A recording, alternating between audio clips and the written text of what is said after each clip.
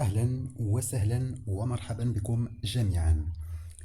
اليوم صدرت اللجنة المختصة التابعة للاتحاد الإفريقي لكرة القدم الكاف القرار ديالها بخصوص الأحداث اللي وقعت في المباراة الملغاة بين اتحاد العاصمة الجزائري ونهضة بركان المغربي برسم ذهاب نصف نهائي كأس الكونفدرالية في الجزائر.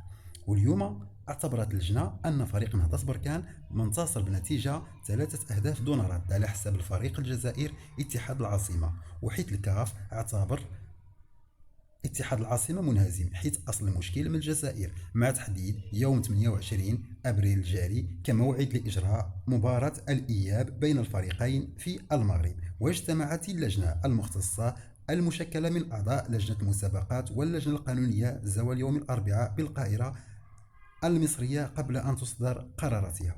شكرا لكم على المتابعة، ولا تنسوا الاشتراك في القناة لدعمنا وليصلكم كل جديد.